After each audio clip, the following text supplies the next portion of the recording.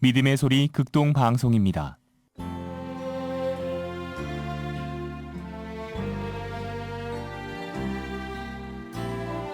생명의 말씀.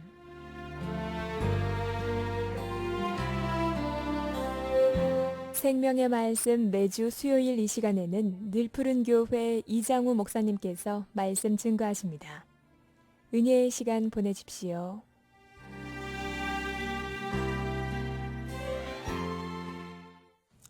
주 안에서 평안을 전합니다. 오늘은 누가복음 8장 40절에서 56절 말씀을 보겠습니다.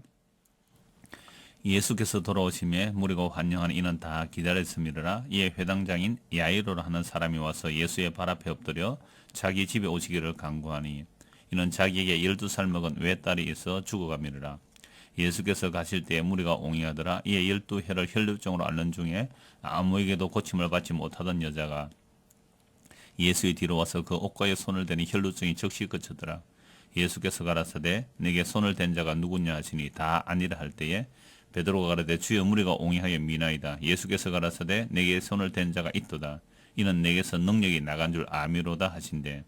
여자가 스스로 숨기지 못할 줄을 알고 떨며 나와 엎드려 그 손댄 연고와 곧 나은 것을 모든 사람 앞에서 구하니 예수께서 이르시되 딸아 내 믿음이 너를 구원하였으니 평안히 가라 하시더라.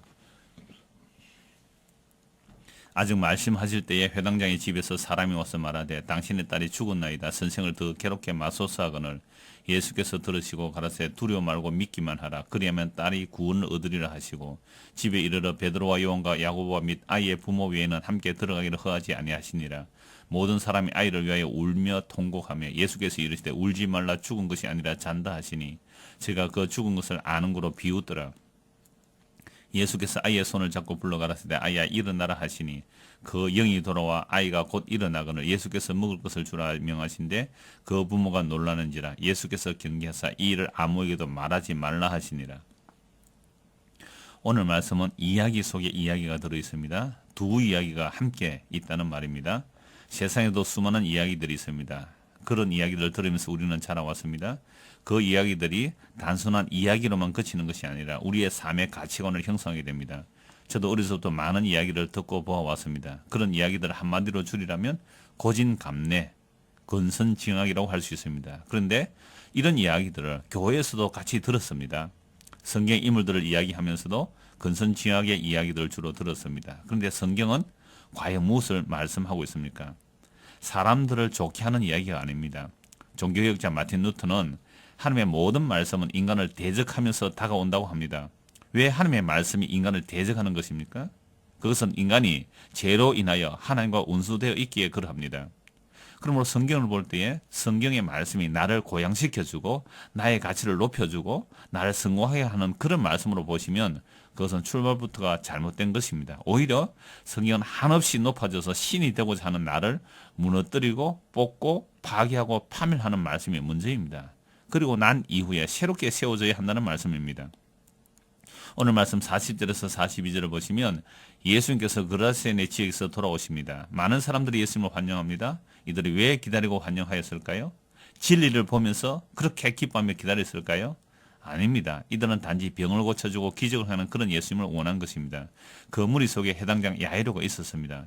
해당의 장이기에 율법을 잘 지키는 사람입니다. 그런데 유대교에서 예수를 믿는 사람을 출교하기로 하였는데 어떻게 이 회당장이 예수님의 무릎을 꿇고 자기 집에 와달라고 간구할 수가 있습니까?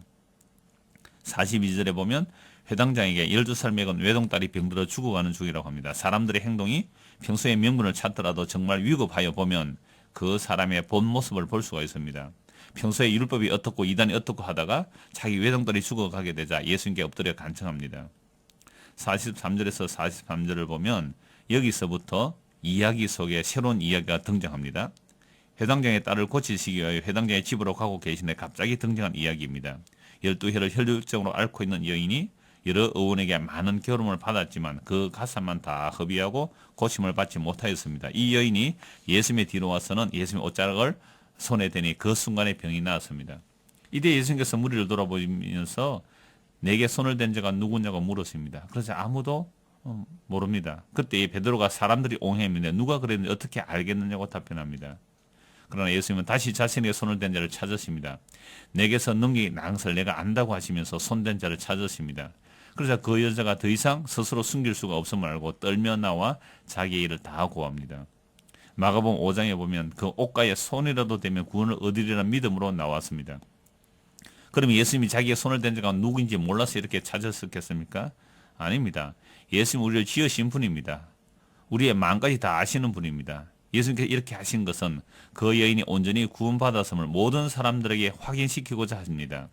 유대 사회에서 여자가 남자에게 손을 댈 수가 없습니다. 더더구나 혈루증 있는 여인은 부정하기에 더욱 그럴 수 없습니다. 그래서 이 여인은 숨기려고 하였지만 예수님은 드러내셨습니다. 그 여인의 이야기를 들은 예수님께서 따라 내 믿음이 너를 구원하였다고 하십니다. 이런 믿음이 나오는 것은 바로 은혜의 선물입니다. 그러므로 그 여인에게 주어진 믿음으로 이 여인이 구원을 받았습니다. 49절에서 56절 이어져 나옵니다. 이 여인을 고쳐주시는 동안에 회당장의 집으로 가는 길은 지체가 되었습니다. 그 순간에 회당장의 집에서 사람이 왔습니다. 딸이 죽었으니 이제 예수님이 오실 필요가 없다고 합니다. 마치 나사로가 병들었다는 소식을 들으시고 일부러 지체하여 죽게 하신 것처럼 지금 회당장의 집으로 가는 중에 그 한 여인이 옷에 손을 대고서 고침을 받았다고 합니다. 자, 그렇다면 그대로 두시고 회당장 집으로 가시면 되지 않았겠습니까? 그 여인은 만성병이고 회당장에 따른 무남동력 위급한 상황입니다. 그리고 회당장의 딸을 고치면 영향력 있는 사람의 병을 고치기에 예수님의 후원자가 될 수도 있을 것이니 말입니다. 그런데 회당장의 집에서 사람들이 와서 예수님이 오실 필요가 없다고 합니다. 아마 이 생각은 회당장의 생각과 같은 생각일 것입니다. 급해서 예수님의 발 앞에 엎드기는 하였지만 혈류증 앓는 여인을 고쳐주시는 동안 아마 속이 타 들어갔을 것입니다. 그런데 이제 그 딸이 죽었다고 합니다. 그래서 그 집안의 사람들과 같은 마음이었을 것입니다. 그런데 예수님께서 두려워 말고 믿기만 하라고 합니다. 이 회당장은 이런 믿음이 사실 없었습니다. 드디어 집에 이르러 베드로와 요한과 야고보와 아이의 부모는 데리고 아이의 방에 들어갑니다. 다른 사람들은 오지 못하게 하십니다. 모든 사람들이 울고 통곡합니다. 예수님께서 울지 말라고 하시면서 이 아이가 죽은 것이 아니라가 잔다고 합니다. 그러자 사람들이 예수님의 말씀을 비웃었습니다. 예수님께서 아이의 손을 잡고 일어나라고 하시니 그 영이 돌아와 아이가 곧 일어납니다. 예수님께서 아이에게 먹을 것을 주라고 합니다. 아프다가 죽은 아이가 일어나자마자 먹을 것을 먹는다는 것은 평소에 잠을 한숨 잘 자고 일어나서 배고파서 먹을 것을 먹는 것과 같습니다. 그러므로 예수님께서 어떤 분인지 여기서 드러냅니다. 죽은 자에게 명령합니다. 천지를 창조하신 그 말씀의 능력입니다. 바람과 물결을 꾸짖으신 능력입니다. 귀신을 명하여 나오게 하신 그 능력입니다. 이런 예수님의 능력을 해당장이 이제 어떻게 하여야 하겠습니까? 이제 해당장이고 뭐고 다 집어치우고 예수님이 메시아임을 증거해야 하지 않겠습니까? 그런데 예수님께서는 놀라는 그 부모를 향하여 이 일을 아무에게도 알리지 말라고 합니다. 아니 이미 죽은 아이였고 예수님이 들어가셔서 살려내셨으면 이미 소문이 다 났습니다. 그러므로 이것은 메시아 은닉이라고 할 수도 없습니다. 그런데 왜 그 부모에게 아무에게도 이 일을 알리지 말라고 하신 것입니까? 너는 예수님을 알릴 자격도 없다는 것이 아니겠습니까? 귀신 들린 자, 12해를 혈류증을 앓고 가산을 다 낭비한 보잘것없는 자들은 예수님의 일을 증거합니다. 그런데 해당장은 이들보다 더 놀라운 기적, 즉 죽은 딸이 살아나는 기적을 보고서도 입을 닫아야 합니다. 이 내용을 어느 신학교 교수는 믿음 없는 목사들을 향하여 설교하지 말라는 말씀으로 해석했습니다. 물론 저도 그중에 한 사람이 됩니다. 그런데 이렇게 전하고 있으니 참 부끄러울 뿐입니다. 그러나 다만 이렇게 전하는 것은 오직 우리가 말하는 모든 이야기 속에, 설교 속에, 우리의 일상적인 생활 속에 예수 그리스도만 담겨지기를 원합니다. 저와 여러분이 영원히 해야 할 이야기는 바로 예수 그리스도이기 때문에 그러합니다. 그래서 저와 여러분들의 모든 이야기와 말들 속에 예수 그리스도만 영원히 이야기 되어지기를 소원합니다.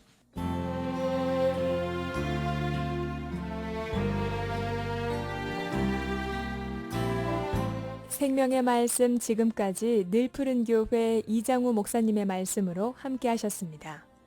이 시간 방송 들으시고 신앙생활에 도움받기 원하시거나 예수님을 영접하기 원하시는 분은 055-285-3726, 055-285국에 3726번 늘푸른 교회나 055-269국에 9810번 창원 극동방송으로 전화 주시기 바랍니다.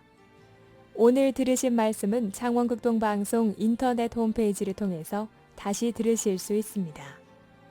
생명의 말씀 수요일 순서를 마칩니다.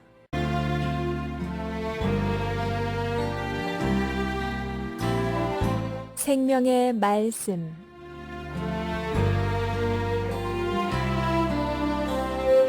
생명의 말씀 매주 수요일 이 시간에는 늘푸른 교회 이장우 목사님께서 말씀 증거하십니다. 은혜의 시간 보내십시오.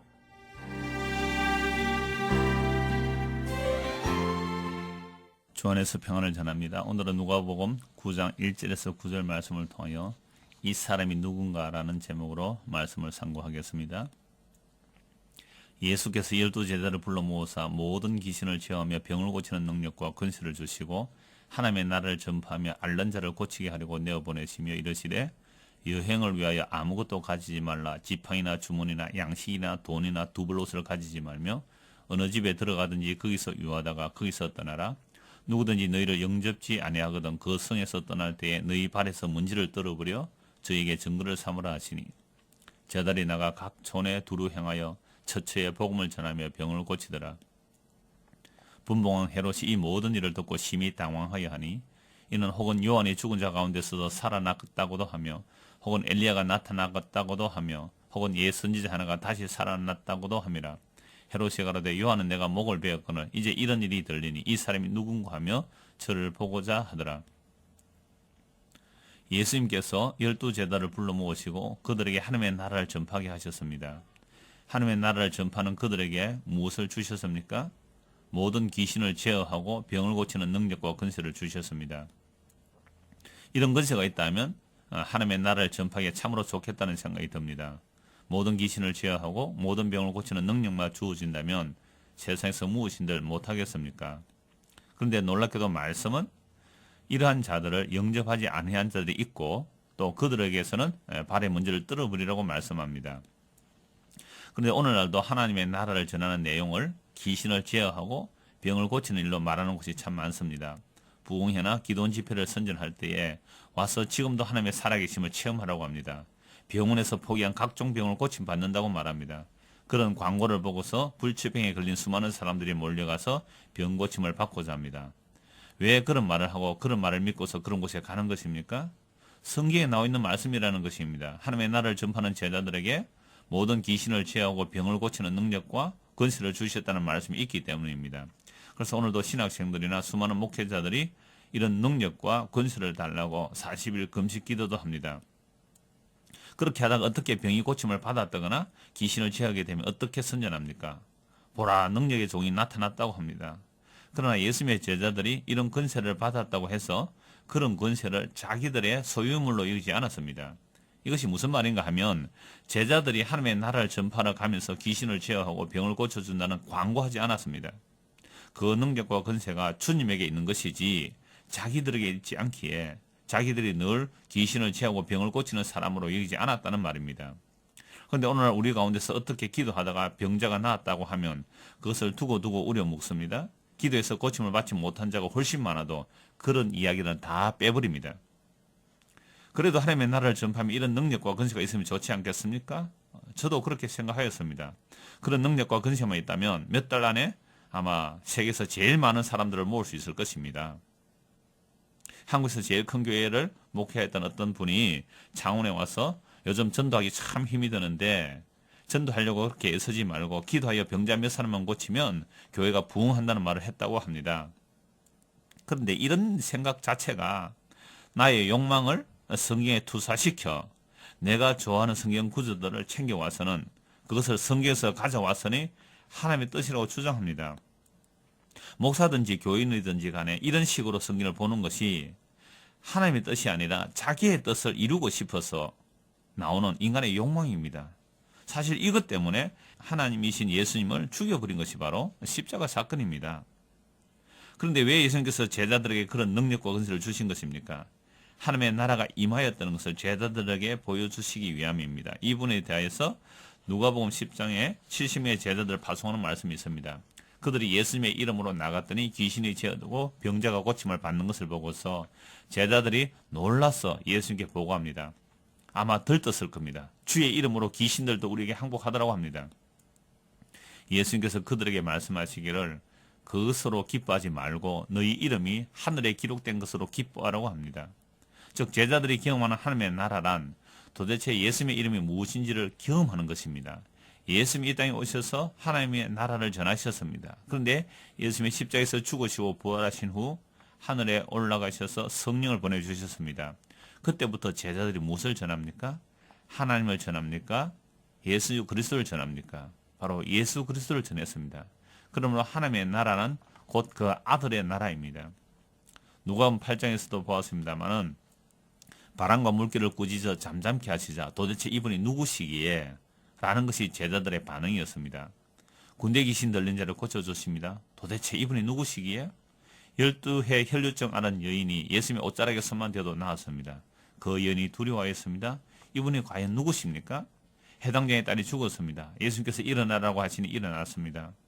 여인은 예수님을 증거하는 사람으로 세워졌지만 딸이 죽었다가 살아난 회장장은 오히려 입을 닫아야 했습니다. 그래도 예수님의 이름으로 병고침을 받고 귀신이 제어되면 좋지 않겠습니까? 그러나 병고침을 받은 사람들도 다 죽었습니다. 진짜 질병은 죽음에 이르는 것입니다. 그런데 죽음을 이기지 못하면 그것이 아무리 병고침을 받았다고 하여도 근원적인 고침은 되지 못합니다. 그런데도 우리는 더 살고 싶어 합니다. 그렇게 더 산다고 과연 좋은 것일까요? 구약의 히스기야를 보시기 바랍니다. 히스기야가 면벽하고 기도합니다. 주님께서 너는 곧 죽는다고 하였을 때 이렇게 기도했습니다. 주님 보시기에 선한 일을 행한 것을 기억하여 달라고 눈물로 통곡합니다. 그러자 15년 생명의 연장 받았습니다. 그런데 그 15년 연장된 생명 속에서 무슨 일이 일어났습니까? 죽을 병에서 나았다는 소식을 듣고 바벨론 사절단이 오자 기분이 좋아져 가지고는 궁중의 보물들을 다 보여주었습니다. 그때 이사야 선지자가 와서 히스기야 왕을 책망합니다. 그 모든 보물들과 왕의 일조가 사놓은 것들이 다 바벨론으로 옮겨질 것이요. 왕의 몸에서 태어날 아들 중에서도 바벨론의 황관이 될 것이라고 합니다. 그 정도만이 아닙니다. 히스기야의 아들 므낫세가 13세의 왕이 되는데 히스기야 왕이 병이 낫고 나서 2년 만에 얻은 아들입니다. 이 므낫세가 얼마나 우상 숭배를 많이 하였는지 나중에 요시야 왕이 엄청난 계획을 하였지만 므낫세가 여호와를 경노케 한 그 일로 인하여 유다가 멸망하게 되는 것입니다. 저는 이 말씀을 보면서 사람이 죽다가 살아난다고 인간 되는 것이 아니라고 보았습니다. 그러므로 참된 기적이란 병고침을 받는 것보다 귀신이 쫓겨나는 것보다 예수님을 믿는 것이 참된 기적입니다. 예수님을 믿는 것은 악한 자가 만지지도 못하는 식물이 되어 있습니다. 귀신이 오늘도 사람들을 위협하는 것은 이 세상에서 어떻게 잘 살 것인가 라는 것을 가지고 위협합니다. 그러나 예수 믿는 사람들에게는 그것이 위협이 되지 않습니다. 오히려 죽는 것을 환영하기 때문입니다. 그러므로 하나님의 나라를 전파하는 사도들의 모습이 어떠하였습니까? 하나님의 나라를 전파하는 제자들의 모습이란 세상에서 힘이 될 만한 것이 하나도 없는 사람이었습니다. 지팡이도 주머니도 양식도 돈도 두벌로도 없는 사람들이었습니다. 이런 모습으로 하나님의 나라를 전한 이유가 무엇일까요? 하나님의 나라는 이 세상이 원하는 나라가 아니라는 것을 보여주는 것입니다. 이들의 전도를 통하여 헤롯 왕도 놀랐습니다. 도대체 이들이 전하는 이 사람이 누구인가 하는 그런 놀라움입니다. 그런데 오늘 우리는 하나님 나라를 전하고 예수님을 증거하면서 세상이나 세상에 속한 것들을 사랑하는 쪽으로 나갑니다. 예수님을 믿고 예수님을 전하면 예수님께서 우리에게 세상의 것들을 많이 준다고 생각합니다. 그러나 정말로 성령이 임하고 예수님의 보내심을 받은 사도들은 그렇게 전하지 않았다는 사실입니다. 고린도후서 6장 8절에서 10절 말씀입니다. 우리는 속이는 자 같으나 참되고 무명한 자 같으나 유명한 자요 죽은 자 같으나 보라 우리가 살아있고 징계를 받는 자 같으나 죽임을 당하지 아니하고 근심하는 자 같으나 항상 기뻐하고 가난한 자 같으나 많은 사람을 부유하게 하고 아무것도 없는 자 같으나 모든 것을 가진 자로다. 세상이 볼 때는 복음을 전하는 자들이 속이는 자 같고 무명한 자 같고 죽은 자 같고 근심하는 자 같고 가난한 자 같습니다. 그러나 하나님 보실 때는 이들이 바로 유명한 자요, 살아있는 자들이요, 기뻐하는 자들이요, 모든 것을 가진 자라고 말씀합니다. 사도들이 전한 이 복음으로 기뻐하는 저와 여러분 되기를 소원합니다.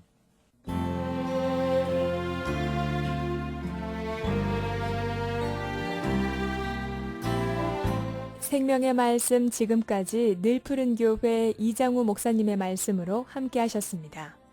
이 시간 방송 들으시고 신앙생활에 도움받기 원하시거나 예수님을 영접하기 원하시는 분은 055-285-3726, 055-285국에 3726번 늘푸른 교회나 055-269국에 9810번 창원 극동방송으로 전화 주시기 바랍니다. 오늘 들으신 말씀은 창원 극동방송 인터넷 홈페이지를 통해서 다시 들으실 수 있습니다. 생명의 말씀 수요일 순서를 마칩니다.